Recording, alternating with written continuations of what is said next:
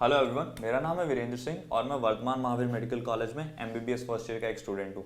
इसी साल यानी नीट 2019 में मेरा नीट का स्कोर 665 नंबर था और आज मैं आप लोगों से बात करने वाला हूँ कि माइक्रोब्स इन ह्यूमन वेलफेयर जो एनसीईआरटी 12th क्लास का एक चैप्टर है, उसे आप ऐसे कैसे रिवाइज कर सकते हैं कि आपका स्कोर यहाँ से मैक्सिमम हो जाए। अब ये एक बहुत ही स्कोरिंग चैप्टर है क्योंकि यहाँ पे सिर्फ और सिर्फ फैक्ट्स दिए गए हैं और बहुत कम कॉन्सेप्ट्स हैं। तो अगर आप उन फैक्ट्स को रिटेन कर पाएँ, आप उन फैक्ट्स को ऐसे रिवीजन के दौरान आप उन फैक्ट्स को जल्दी से जल्दी याद कर पाएँ, तो आप इस चैप्टर से बहुत जल्दी से अच्छा स्कोर कर सकते हैं और जल्दी से रिवाइज भी कर सकते हैं नीट के लिए।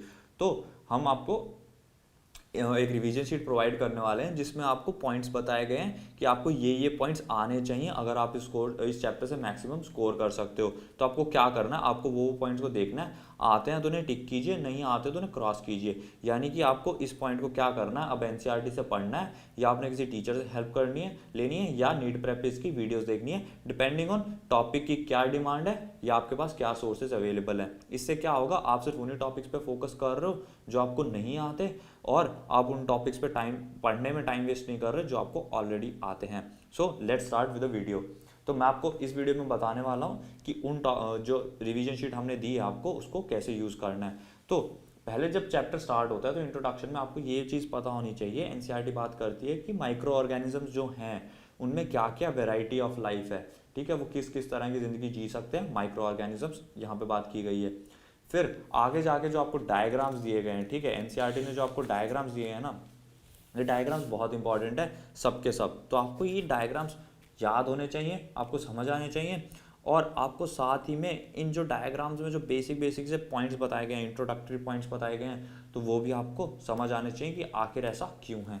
फिर आगे जब हम बात करेंगे तो microbes in house hold products, तो यहाँ पे आपको क्या करना है ना, आपको तरीके से इसको ऐसे याद कीजिए कि पहले आता है लैक्टिक एसिड बैक्टीरिया। तो लैक्टिक एसिड बैक्टीरिया के एग्जाम्पल क्या क्या है आपको वो पता होना चाहिए, उनके फंक्शन क्या है, एक लैक्टिक एसिड बैक्टीरिया यानी कि लैब करता क्या है आपको वो पता होने चाहिए।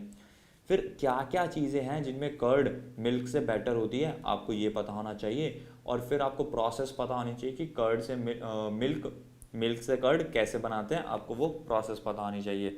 फिर आगे जब हम बात करेंगे तो यहाँ पे बताया गया कि जो फर्मेंटेशन है, जो बेसिक फर्मेंटेशन है, हाउस होल्ड फर्मेंटेशन, उसमें माइक्रोब्स क्या रोल प्ले करते हैं और कैसे माइक्रोब्स फर्मेंटेशन कराते हैं, आपको वो चीज़ पता होनी चाहिए। फिर फर्मेंटेशन के दौरान क्या क्या माइक्रोब्स यूज़ किए जाते हैं और उनकी एडवांटेजेस क्या हैं, आपको ये पता होनी चाहिए। यहाँ पे कुछ ट्रेडिशनल ड्रिंक्स की बात की गई है तो उनके बारे में आपको पता होना चाहिए और उनका सोर्स क्या था वो भी आपको पता होना चाहिए। फिर हम जब बात करेंगे आगे तो चीज़ की बात की गई है, ठीक है, डिफरेंट डिफरेंट टाइप्स की चीज़ के बारे में बताया गया है और ये बताया गया कि उनमें कौन कौन से बैक्टीरिया यूज़ होते हैं, ठीक है। अब यहाँ से डायरेक्ट क्वेश्चन बनता है, फॉर एग्जाम्पल अगर मैं आपसे पूछूं कि which of the following microbe is use for preparation of roquefort cheese, तो आपको ये सब पता होने चाहिए कि कौन सा माइक्रो ऑर्गेनिज्म कौन सी चीज़ बनाने में यूज़ होता है। यहाँ से डायरेक्ट एमसीक्यूज बन सकते हैं। फिर आगे जब हम बात करेंगे तो microbes used in industrial products में, तो पहली चीज़ तो फर्मेंटर क्या होता है आपको ये पता आना चाहिए। उसके लिए आपको ये पता आना चाहिए आखिर फर्मेंटेशन की प्रोसेस होती क्या है और कैसे माइक्रो ऑर्गेनिजम्स फर्मेंटेशन में हेल्प करते हैं, ठीक है। फिर आगे जो आपको फर्मेंटेड बेवरेजेस में बताया गया तो आपको ये पता होना चाहिए डिफरेंट टाइप की फर्मेंटेड ड्रिंक्स होती है वो कौन कौन सी है, उनका रॉ प्रोडक्ट क्या था और उनका अल्कोहलिक कंटेंट क्या है, आपको ये पता होना चाहिए। फिर आगे जब हम बात करेंगे तो आपको ये फ़र्क पता होना चाहिए कि डिस्टिल्ड और नॉन डिस्टिल्ड ड्रिंक्स में क्या फ़र्क होता है, आपको ये पता होना चाहिए। एंटीबायोटिक्स में तो पहली चीज़ तो एंटीबायोटिक्स का मतलब क्या होता है ये पता होना चाहिए। फिर उन एंटीबायोटिक्स की एप्लीकेशन क्या है आपको ये पता होनी चाहिए कि एंटीबायोटिक्स को आप कहाँ यूज़ कर रहे हो। फिर पेनिसिलिन जो थी आपकी पहली एंटीबायोटिक, तो वो पेनिसिलिन की डिस्कवरी की क्या स्टोरी थी, उसको कैसे डिस्कवर किया गया, आपको ये पता होना चाहिए। और फिर पेनिसिलिन ने वर्ल्ड वॉर 2 में क्या रोल प्ले किया, आपको ये भी पता होना चाहिए। आगे जाके आपको कुछ डिजीज़ेस के नाम दिए गए हैं जहाँ पे आपको बताया गया है कि ये एंटीबायोटिक्स से आप इसके लिए आप एंटीबायोटिक्स यूज़ कर सकते हो, तो आपको इन डिजीज़ेस का पता होना चाहिए कौन कौन से डिजीजेस हैं ये, ठीक है। आगे जाके जब हम बात करेंगे chemical enzymes and other bioactive molecules में, तो पहली चीज़ को आप ऐसे सीक्वेंस में याद कीजिए कि पहली चीज़ आप ये देखिए कि वो सब्सटेंस कौन सा है, ठीक है। आपको क्या देखना, वो सब्सटेंस कौन सा है, ठीक है, उसका ऑरिजिन कहाँ से हुआ या मैं कह दूँ कि उसका सोर्स क्या है, आपको ये पता होना चाहिए। फिर उसको एक्सट्रैक्ट कैसे किया गया, ठीक है, उसको एक्सट्रैक्शन प्रोसेस क्या है अगर दिया गया है तो, ठीक है। और फिर आता है उसका एप्लीकेशन, ठीक है, कि उसको आप कहाँ पे यूज़ कर रहे हो। और फिर कई कई में जो गिवन है वो ये है मैकेनिज्म ऑफ एक्शन। डिपेंडिंग आप कितना पढ़ना चाहते हो इस चीज़ में, तो आप ये सब चीज़ें देख सकते हो कि आपको क्या करना है। आपको सब्सटेंस देखना है, सब्सटेंस का ओरिजिन देखना है, उसको एक्सट्रैक्ट कैसे किया गया, उसकी एप्लीकेशन क्या है, फिर उसका मैकेनिज्म ऑफ एक्शन, ठीक है। फिर अब आगे जब हम बात करेंगे तो वो आती है माइक्रोब्स इन सीवेज ट्रीटमेंट, ठीक है। तो पहली चीज़ तो ये कि सीवेज का ट्रीटमेंट क्यों ज़रूरी है, सीवेज में ऐसा क्या है जो आपको ट्रीट करना है, वो आपको मिलेगा एनसीईआरटी में यहाँ पे। फिर आगे जाके जब हम बात करेंगे तो फिर ये आएगा कि सीवेज ट्रीटमेंट प्लांट जो होता है उसकी वेरियस स्टेजेस क्या होती है, ठीक है। प्राइमरी ट्रीटमेंट क्या होता है, सेकेंडरी ट्रीटमेंट क्या होता है, आपको ये पता होना चाहिए। फिर जब हम ये बात करते हैं तो यहाँ पे एनसीईआरटी ने टर्म दी है बायोलॉजिकल बायोकेमिकल ऑक्सीजन डिमांड, तो आपको ये पता होना चाहिए कि बीओडी क्या होती है आखिर। और साथ ही में ये दिया गया कि फ्लॉक्स, तो ये फ्लॉक्स क्या हैं, आपको ये भी पता होना चाहिए कि आखिर ये फ्लॉक्स क्या हैं। तो इतना सब देखने के बाद में ये आता है, आप ये समझिए कि माइक्रोब्स जो हैं, ठीक है, माइक्रोब्स का क्या रोल था इसमें। मोस्ट इम्पॉर्टेंट पार्ट यही है इस चैप्टर में कि माइक्रोब्स आखिर यहाँ पे कैसे आए, ठीक है, माइक्रोब्स का यहाँ पे क्या यूज़ है। तो आपको ये दोनों देखने हैं, ठीक है। आपको डिफरेंशिएट करना है कि आप एरोबिक माइक्रोब्स कहाँ यूज़ कर रहे हो और आप एनारोबिक माइक्रोब्स कहाँ यूज़ कर रहे हो और उन दोनों का रोल क्या क्या है, ये आपको पता होना चाहिए।